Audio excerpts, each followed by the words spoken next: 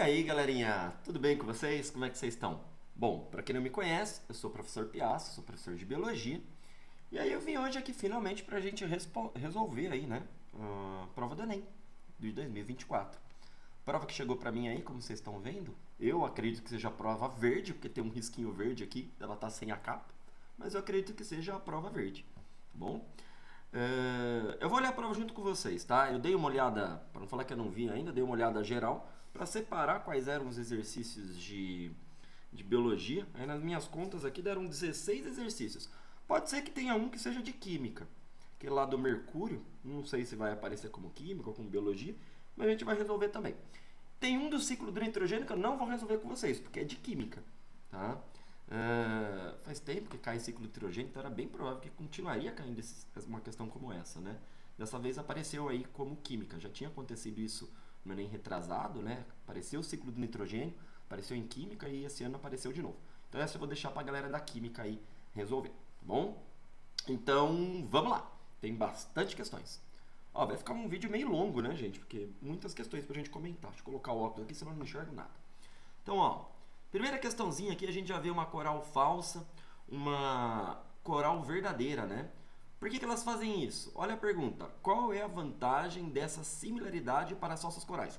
Ou seja, qual é a vantagem da coral falsa imitar a coral verdadeira, né, gente? Alternativa aqui, ó. Letra A. Facilita a captura de presa. Ser mais colorida, menos colorida, não tem muito a ver com ela capturar a presa. Diminui a competição por recursos. Não, porque se tiver as duas corais, elas vão continuar competindo por presas. Letra C. Possibilita a geração de indivíduos híbridos. Não, não vai acontecer isso, tá? Reduz a possibilidade de sofrer predação. Essa é a alternativa correta, né? Porque a gente está falando de uma coloração de advertência, né? Então, o fato da coral falsa estar imitando a coral verdadeira, isso faz com que ela tenha um mesmo padrão de coloração, e esse padrão de coloração, de certa forma, adverte possíveis predadores de que aquilo ali pode causar algum problema para ele, tá bom? Letra E, otimiza o encontro de parceiros reprodutivos, não tem muita relação. Então a alternativa correta aqui mesmo, letra D, tá bom? Sem ler o texto, né, gente? Porque o texto basicamente está falando sobre isso, né? Ó, tá explicando, então o Cerrado e a Amazônia abrigam um grande número de serpentes, popularmente conhecidos como corais, como cobra coral. Na Amazônia predominam as corais verdadeiras, que são peçonhentas, enquanto no Cerrado prevalece as falsas corais. Bom, então aqui, ó, na Amazônia prevalece a verdadeira, no Cerrado a falsa coral. Isso daqui, galerinha, de certa forma, inviabiliza a letra E também a letra C, né? Porque a probabilidade de ter encontro entre uma coral falsa e uma coral verdadeira acaba sendo menor, tá bom? Então, alternativa correta, letra D. Exercício 92. O exoesqueleto dos crustáceos é formado por quitina e impregnações de sais de calcário, e por isso é mais duro quando comparado ao exoesqueleto de outros artrópodes. Esse revestimento externo confere proteção, mas por ser duro limita o crescimento desses animais. Tá bom, o exoesqueleto limita o crescimento, né, desses insetos, no caso aqui do crustáceo, né, do artrópode de uma forma geral. Bom, como é que o animal faz para driblar essa limitação? Ele troca, ele faz equidise, ele faz muda, né? Então, quando o animal faz equidise e faz muda, isso permite o crescimento dele. A alternativa que fala isso, a alternativa que fala de muda, é a letra D.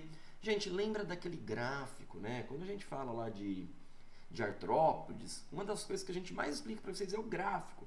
Então, tem um lá que aparece uma linha de crescimento contínua, aí tem um que vai tendo os crescimentos, né? Em momentos específicos, que é esse momento onde tem a muda. Então o animal troca o exoesqueleto e isso possibilita o crescimento dele. Tá bom? Alternativa correta aqui, então a letra D. O próximo é o 93. Né? Uma questãozinha de genética, uma questãozinha de herança sexual. Então, um dos exemplos mais conhecidos de herança recessiva ligado ao cromossomo X. Então, não vai ter o alelo lá no cromossomo Y. Tá bom? Então, um dos exemplos mais conhecidos de herança recessiva ligado ao cromossomo X é o daltonismo. Significa que, para a pessoa ser daltônica, se ela for um homem daltônico, ela vai ser XDzinho Y. Se for uma mulher daltônica, ela vai ser XDzinho XDzinho. Se o homem for XDzão, ele é normal. Se a mulher for XDzão traço, ela é normal. Só que aqui tem uma diferenciação. Tá vendo? Ó, bolinha com um pontinho vermelho. A mulher heterozigótica, portadora progênito pro daltonismo. Então o que vai acontecer? Se ela for XDzão, XDzinho, ela é normal, porém ela é portadora do alelo para o daltonismo. E a gente vai ter que diferenciar isso, bom? Então, ó, um casal formado por um homem não daltônico. Então o homem é XDzão, Y. Por que Dzão? Porque o texto está falando que a herança é recessiva. Então o homem é XDzão, Y. E uma mulher gestante, também não daltônica, mas portadora do gene recessivo para esse tipo de daltonismo. Então a mulher, ela é XDzão, XDzinho. Está esperando um bebê. Em uma das consultas de pré-natal, o casal recebeu um heredograma que contém todas as possibilidades de diagnóstico para esse bebê. Considere a legenda. Bom, então tem toda a legenda que você vai usar aqui. Qual heredograma foi recebido pelo casal? Bom, gente, olhando os pais aqui, não dá pra gente eliminar nenhum, né? Porque todos começam com um homem normal e uma mulher heterozigótica. Aí o que a gente vai ter que fazer? Quadradinho de Pinet. Eu não consigo fazer o quadradinho aqui pra vocês. Pelo menos eu não sei se eu consigo. Ah, desenhar a mão livre. Olha, gente, eu acho que eu consigo. Pera aí. Pode ficar uma bosta, tá? Mas vamos tentar. Ó. Uia. Olha, gente, dá pra fazer. Ó, vamos fazer o quadradinho, tá bom? Então, ó. Quadradinho de Pinet. Aí a gente vai pôr aqui, ó. XDzão Y. Nossa senhora. E aqui, ó. XDzão pra mulher. XDzinho. Tudo bem? Gente, tô fazendo o máximo, tá? Eita, só porque eu falei. Gente, esse rabisco aqui é o Dzinho, tá bom? Eu acho que não vai sair um Dzinho bonito. Deixa eu tentar de novo. Ah, saiu. Tá bom, melhor. Aí vamos lá. A gente vai cruzar as informações. Quadradinho de Pinet. Então aqui, ó. XDzão. XDzão. XDzão é uma mulher normal. Aqui, ó. XDzão. Y. Um homem normal. XDzão. XDzinho. Aqui nasce uma mulher normal, porém portadora. E aqui XDzinho Y, homem, tá legal? Só que é um homem daltônico. Bom, aí o que o exercício quer que nós façamos? Qual heredograma foi recebido pelo casal? O heredograma que foi recebido pelo casal, gente, deixa eu ver aqui, é a letra B, né? Então você vai ter uma mulher normal, que é essa primeira. Aí você vai ter uma mulher portadora, que é essa aqui de baixo. Um homem normal, esse de cima, e um homem daltônico, esse de baixo. Então a alternativa correta, 93, letra B. Isso aí. Tudo bem, gente? Espero que tenha ficado legal aí. Né? Eu não tenho a luzinha digital, então foi no mouse aqui mesmo. O próximo é 94. Fala o seguinte. A ação de fatores abióticos aliada à biodeteriorização contribuem para a formação de microplásticos, os quais se aderem a outros poluentes orgânicos apolares persistentes, como derivado de pesticida lipossolúvel. Tá? Então, solúvel em lipídio, né? Apolar, lipídio, tá. Há uma proporcionalidade direta entre a solubilidade desse tipo de poluente e sua concentração nos tecidos do organismo exposto a ele. Então, o que o texto mostra pra gente? Que vai ter uma maior concentração desse microplástico em tecidos que sejam, junto com outros compostos apolares e lipossolúvel. Bom, é isso que ele está falando. Então, tem que ter lipídio no tecido, né? Em animais vertebrados, essa associação de poluentes está preferencialmente acumulada no tecido adiposo, ó. Alternativa correta é a letra D, né? Tecido adiposo, armazena gordura. Aqui ele está falando de ser lipossolúvel, aqui está falando de poluentes orgânicos apolares, né? Então tem que ser a letra D, tá bom? 94, letra D. Questãozinha difícil, tá? Confesso aí que não é muito fácil, não. Próximo aqui, que eu marquei, é 96. Cadê a 96? Tá aqui, ó. Com base em testes realizados em ratos, concluiu-se que os compostos nitrosos são substâncias mutagênicas, ou seja, produzem mutações nas células e possivelmente câncer. Tá. Esses compostos podem ser obtidos pela reação entre o nitrito de sódio, que é um conservante adicionado às carnes, e o ácido clorídrico. O ácido nitroso produzido irá reagir com compostos nitrogenados, como as aminas, dando origem aos compostos nitrosos. Em qual órgão esse processo será iniciado? Bom, ele será iniciado onde tem ácido clorídrico, né? Onde tem ácido clorídrico? No estômago. Então, 96, letra E. Bom, tudo bem essa, gente? Tranquilinha, né? O próximo que eu marquei aqui é o 97. Bom, vamos ler aqui o que ele quer, né? O conjunto dessas mudanças graduais é análogo ao processo natural denominado... Bom, gente, são mudanças graduais. Quando vocês estavam tendo aula de ecologia, né? Essas mudanças graduais que vão acontecendo num dado ambiente, nós podemos pensar aqui, ó, na letra E, na letra B, né? Desculpa, sucessão ecológica, né? Mas vamos ler o texto. Vamos ver se tem informações para a gente chegar na letra B aqui. Então, os sistemas agroflorestais alinham os interesses econômicos aos ecológicos. Nenhuma informação.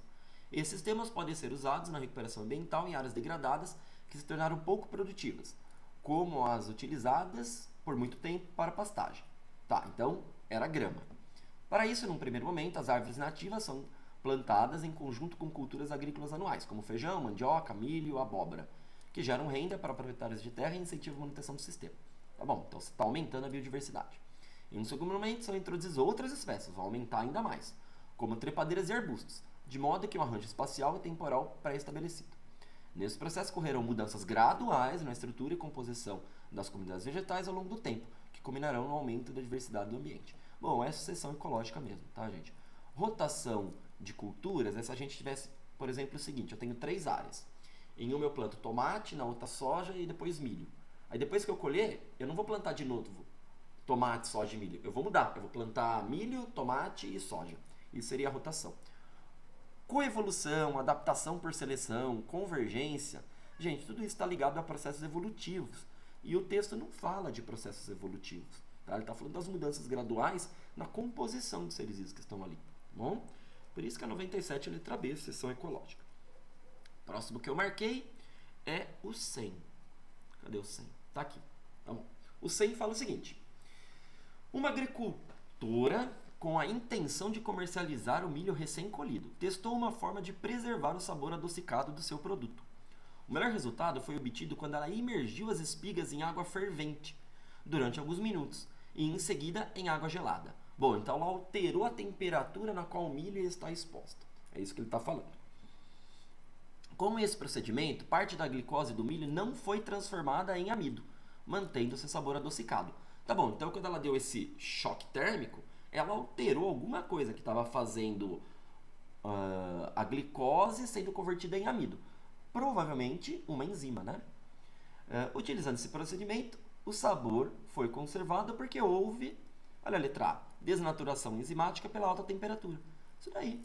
Lembra, gente, alta temperatura desnatura a proteína, né? Nesse caso, a gente está falando aí de uma proteína, uma enzima, né? Que vai ser desnaturada por conta dessa alta temperatura na qual a mulher colocou inicialmente essas espigas de milho. Bom, então, alternativa correta, letra A. Vamos ver as outras. Conservação de nutrientes pela redução da temperatura. Não, né? Acho que é mais a questão do choque térmico mesmo, desse aumento de temperatura inicial. Letra C, degradação das reservas nutritivas pelo choque térmico. Bom, se tivesse degradado as reservas nutritivas, né, eventualmente não estaria tão doce. Impedimento da entrada de oxigênio pela fervura da água. O texto não traz informações para a gente falar sobre isso. Desidratação dos grãos por causa da alteração da temperatura também não, né, gente? Não é a perda de água aqui que o texto está se referindo, e sim a concentração de açúcar, né, de carboidrato aí nas espigas de milho. Bom, então, alternativa correta, letra A mesmo. Esse é o 100, né? Próximo é o 102. Já está aqui do lado, ó. As autoridades sanitárias brasileiras têm se preocupado muito nos últimos anos com o aumento da ocorrência de doenças transmitidas por mosquitos, principalmente arbovirose, como Zika e chikungunya, que se tornaram epidemias ou endemias em áreas urbanas. Parte de uma análise da relação entre a urbanização e a incidência dessas doenças está representada no fluxograma. Então, a urbanização leva à ausência de saneamento básico, aí você tem contaminação de água, provavelmente por esgoto, né? Isso leva a uma redução da biodiversidade aquática, porque a gente pode pensar num processo de eutrofização, e isso aumenta o risco para a saúde humana. Nesse contexto, como a urbanização está causando riscos à saúde humana? Disseminação de verminose. Bom, gente, aqui não está muito ligado à verminose, né? Causando a eutrofização de lagoas. Interessante essa. Né? Aqui a gente pode pensar a contaminação da água, esgoto, processo de eutrofização. Tá. Mas eutrofização, saúde humana, vamos pensar num lago eutrofizado. Tá tudo verde, você não vai entrar ali, você não vai beber aquela água, né? E não tem muito a ver também com a questão da direta aqui, né, com mosquito. A gente iria precisar do ciclo da água, né? Tá. Vamos ver se não tem uma melhor. Aumento da chance de contato com coliformes. Não, porque, de novo, você não vai beber essa água eutrofizada. Letra D. Diminuição da população de predadores aquáticos. Ah, essa tá mais bonitinha, gente. Então, vamos lá, ó. É a letra D, tá bom? 102 é a letra D. Deixa eu riscar aqui. Ó, vamos fechar aqui. Então, a ideia é a seguinte. Urbaniza, ausência de saneamento básico, contamina a água. Contamina a água, tem eutrofização. Né? A gente pode pensar em esgoto, desencadeando o processo de eutrofização. Tá, só que a eutrofização leva a uma redução da biodiversidade aquática. Né? Então, a gente pode pensar que tem uma diminuição da população de peixes e outros predadores das larvas do mosquito. Né? Então, aí quando o mosquito vai lá e bota o ovinho na água, essa larva se desenvolve, essa larva não tem predador natural, então uma maior quantidade de larvas se tornam mosquitos adultos. Né? E aí isso causa um risco à população humana. Tá? Então, assim, a B é um distrator bem forte, mas a B, do jeito que está escrita aqui, ela não está fazendo uma ligação direta, né, com os mosquitos. A letra D faz uma ligação mais direta. Né? Então, a que mais se associa com a questão de mosquito e eventualmente a transmissão de chikungunya e zika seria a letra D. Tá bom? Então 102, vamos pôr letra D aí. Bom, se o gabarito oficial sair a letra B, aí eu volto aqui pra gente conversar um pouquinho mais. Isso serve para as outras questões também, tá, gente? Bom, a 103 é a questãozinha lá do ciclo do nitrogênio, tá bom? Depois precisam pegar aí com a galera da química, tá? Porque ele fala aqui de reação redox, tá? Eu não lembro, eu precisaria dar uma lida melhor nisso daqui para poder explicar isso para vocês, tá?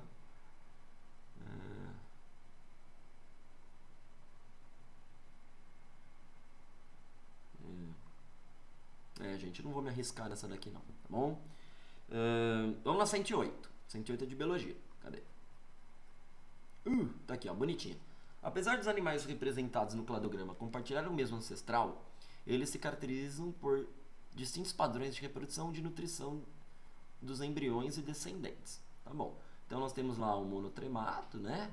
Bota-ovo, ornitorrinco, equidna, o marsupial. O marsupial aí ele tem a bolsa, né? Então ele tem um período de gestação muito curto. O filhote nasce ainda bem prematuro, né? E eventualmente ele migra lá para a bolsa, e na bolsa vai ter a glândula mamária. E aí a gente tem os placentários, né? Que tem todo o desenvolvimento aí dentro da placenta. Ao longo do processo evolutivo, percebem-se entre esses animais perdas e ganhos nos padrões citados que envolvem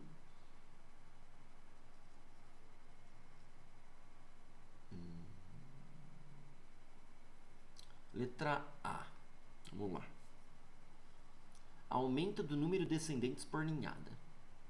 Não necessariamente, né, gente? Não necessariamente tem um aumento, porque o elefante, justamente que ele colocou aqui, né, tem menos filhotes do que um ornitorrinco. Letra B. Mudança no tipo de fecundação de externa para interna. Bom, aqui é tudo fecundação interna. Não pode ser. Letra C. Redução da versatilidade de reprodução, que torna unicamente sexuada. Bom, ela é sexuada nos 3 grupos. Não dá para cortar o ornitorrinco no meio e esperar que nasçam 2 ornitorrincos. Letra D. Desenvolvimento embrionário, que passa do meio aquático para o terrestre. Bom, desenvolvimento não é na água, né? Tá. Tem que ser a letra E. Diminuição da vesícula vitelínica, então, sim, associado ao desenvolvimento da lactação. Sim, gente, ó, vesícula vitelínica, a gente pode pensar aí no saco vitelínico, na bolsa vitelínica, contém nutrientes, né? Fica lá dentro do ovo. Reduz isso. Aí você reduz, por quê? Nasce, né? A gente pode pensar no placentário aqui, ou mesmo no marsupial, nasce e termina o desenvolvimento justamente com a lactação. Né? A lactação fornece os nutrientes aí pro filhote crescer e se tornar um adulto, né? Um jovem, pelo menos, porque depois ele vai ter que se alimentar de outras coisas que não sejam o leite. Então, a alternativa correta é a letra E. Interessante essa questão, gostei. Então, 108, letra E. Tá? 112. Cadê o 112? O desenvolvimento da biotecnologia e da clonagem gênica em procariontes fez com que a produção de proteínas se tornasse mais intensa, rápida e econômica. Então, bactérias, por exemplo, né, gente? Para a produção de... lembrando que procarionte não é vírus, tá? A gente está falando de indivíduos do reino Monera.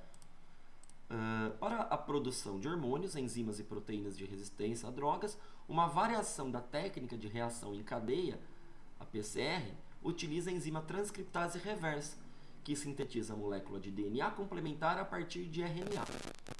Nesse contexto, essa técnica é importante para detectar genes. Bom, então a gente tem que pegar onde tem RNA, né, galerinha? Então, ó, que sintetiza a molécula de DNA complementar a partir de fita de RNA. Então, aonde que a gente vai ter esse RNA? Para detectar genes expressos. É a letra A. Ó, por quê? Se o gene é expresso, é porque você tem aí a sequência de RNA mensageiro. Né? Isso vai ser expresso num produto gênico, no caso, uma proteína. Tem que ser a letra A. Ó, porque é RNA, né, gente? Então, de novo, né? Se o gene está sendo expresso, a gente tem uma sequência de RNA. Né? E o exercício fala justamente isso, ó, que sintetiza DNA complementar a partir da fita de RNA. Então a gente pode pegar a fita de RNA, que corresponde àquele gene que vai ser expresso, né? E a partir disso formar o DNA. Plasmídio não pode porque é DNA. Gene de bactéria é DNA. Autossômico dominante não está muito relacionado a isso. Né? Então a alternativa correta é a letra A mesmo. Tá bom. Deixa eu só ver se está tudo certo aqui, gente, na gravação. Tá bom. Tudo bem, a 112. Próximo aqui é a 118. Esse daqui, galerinha, eu não sei se vai aparecer em química, tá? Ou em biologia. Eu não li ele, vamos ler direito aqui, ó. A fitorremediação é uma técnica que utiliza plantas para remediação em ambientes contaminados. A descontaminação de solos pode ocorrer por descarte, absorção, metabolização, imobilização, extração, volatilização do poluente, conforme representado na figura. Tá, então a gente tem 1, 2, 3, 4, 5 técnicas diferentes, né? Aqui descritas. 1, 2, 3, 4, 5, 6. Ah, não, são 5, né? Porque aqui tem 2 de fitoextração. Tá, então a gente tem 5 técnicas. 5. Não, mais, né? 1, 2, 3, 4, 5. 1, 2, fitoestimulação, degradação, estabilização. Tem mais técnicas aqui no desenho do que descrito aqui do lado, né? Tá bom. O método que retira mercúrio de uma área contaminada, impedindo sua entrada na cadeia alimentar. Acho que é de biologia mesmo. Vamos lá. 118. Fitoestabilização, ficando o mercúrio disponível na superfície das plantas. Bom, gente, se o mercúrio está disponível na raiz, alguma coisa pode comer a raiz, né? E aí algum ser vivo pode comer a raiz dessa planta e aí não vai impedir a entrada do mercúrio na cadeia alimentar. Então a letra A não pode ser. Letra B, fitovolatilização, permitir a retirada do mercúrio por plantas e sua transferência de uma forma volátil. Tá. E aí, se é volátil, aqui vai para a atmosfera. Pode ser a letra B, gente. Porque o mercúrio, ele é volátil à temperatura ambiente, né? Eu acho que é a letra B. Vamos ver a C. Fitodegradação, com a degradação do mercúrio provida por enzimas contidas nas raízes, formando espécies menos tóxicas. Tá. Aí se você formar... Isso aqui é mais biorremediação, né? Tá. Aqui ele fala de remediação. Bom, mas mesmo assim, né? O mercúrio não vai ser impedido de entrar numa cadeia alimentar. Ele vai estar entrando, mas de uma forma menos tóxica. Vamos descartar a C. Letra D. Fitoestimulação. Com a remoção do mercúrio, pela ação de micro-organismos presentes na raiz que absorvem e imobilizam o metal. Tá, mas aí isso vai para outro ser vivo. A gente não resolve o problema dele não entrar na cadeia alimentar. Por enquanto eu fico com a letra B. Letra E. Fitoextração. Em que as plantas que acumulam mercúrio são cultivadas nesse local e a biomassa rica no metal é retirada após o crescimento. Então, mas aí o que você vai fazer com a biomassa que é retirada? Porque se você colocá-la no solo, ela vai ser decomposta e vai para o decompositor. Não, vou ficar com a B, gente. Fitovolatização, permitindo a retirada do mercúrio por planta e sua transferência de uma forma volátil. Porque aí vai para a atmosfera, né? E aí o ser vivo não vai fixar isso da atmosfera. Então, a 118, letra B, tá bom? 121. Cadê a 121? Tá aqui. O vírus linfotrópico de células T humana, tipo 1, HTLV, é um retrovírus com o mesmo grupo de vírus da imunodeficiência humana, HIV. Ambos são transmitidos da mesma forma e infectam as mesmas células de defesa do organismo, os linfócitos T. A diferença entre eles é que o HTLV é estimulado a aumentar a produção de linfócitos. Então está aumentando o número de células. Provavelmente de forma descontrolada aqui, né? Enquanto o HIV causa a destruição dessas células. Então causa uma diminuição. Tá, a referência aqui não traz nenhuma informação relevante. Uma possível consequência da infecção por HTLV, uma possível consequência da infecção por HTLV1 é o desenvolvimento de câncer. Por que câncer?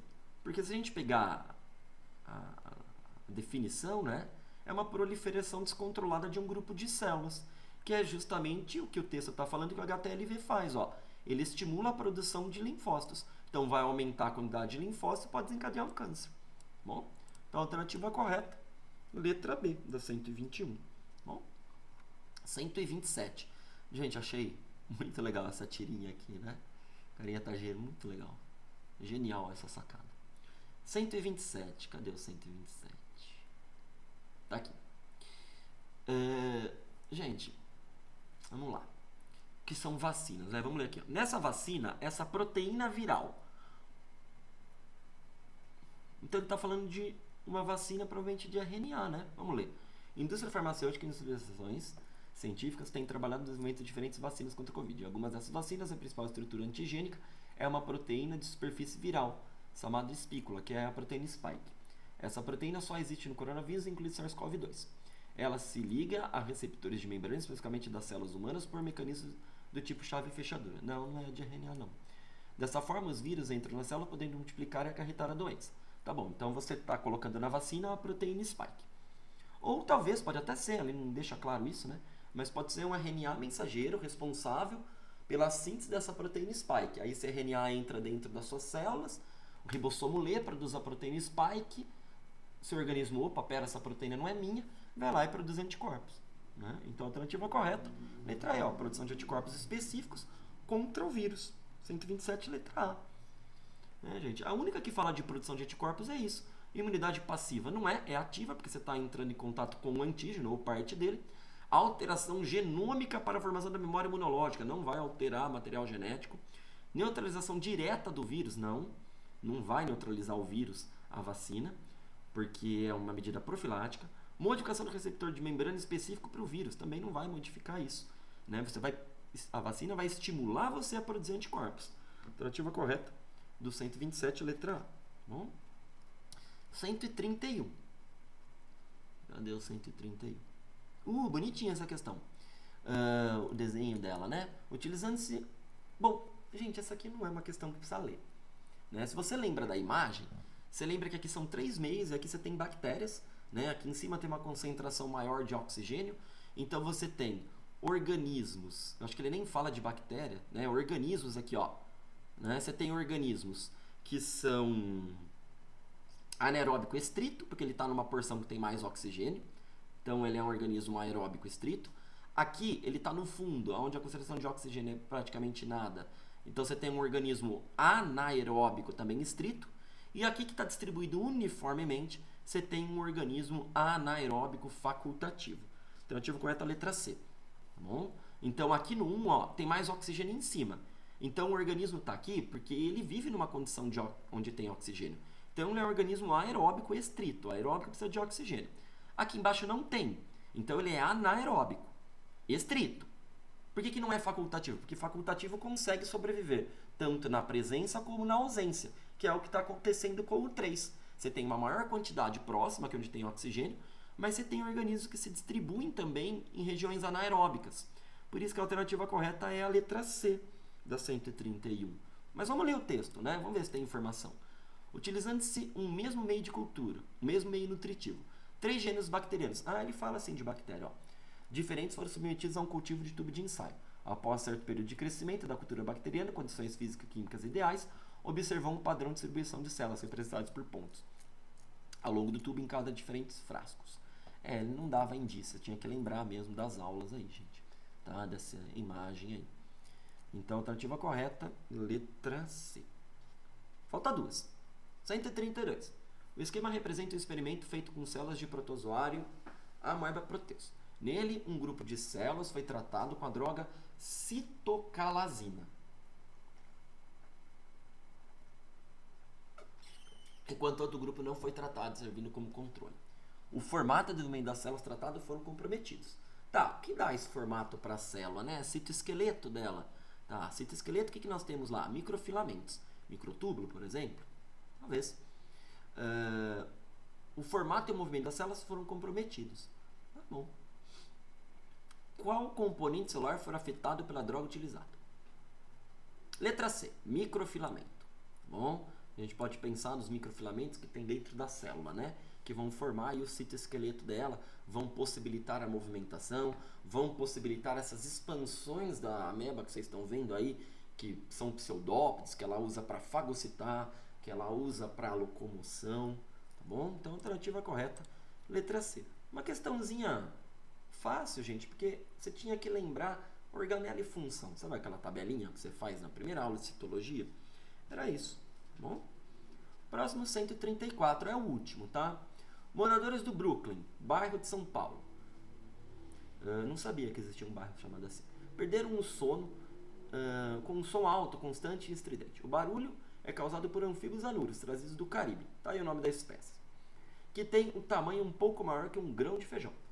E que encontraram na capital um ambiente favorável. Cientistas foram até o local e encontraram esses animais em jardim nas casas. Tá bom. Ao emitirem um som estridente, esses anfíbios. Gente, anfíbio emite som porque é forma de atração sexual. Né? Ele está atraindo fêmeas. Alternativa correta é a letra E. Ó. Atraem fêmeas para casamento. Indicam que estão fora do ambiente natural. Não.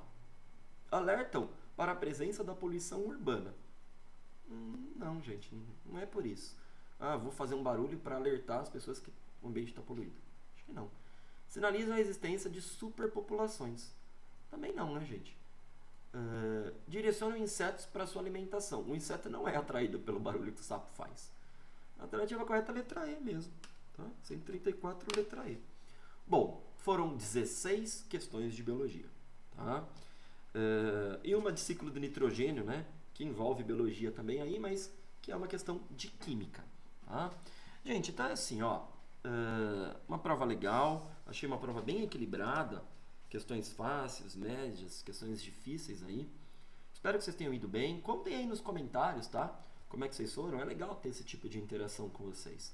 Tá bom? Acabei de fazer a prova junto com vocês, então lembrando aí que se a hora que sair o gabarito oficial tiver alguma divergência, aí eu volto aqui pra gente conversar. Tá bom? Do mais é isso. Bom descanso a todos. Vocês merecem esse descanso aí depois dessa prova. Aquele beijo, aquele abraço. Tchau!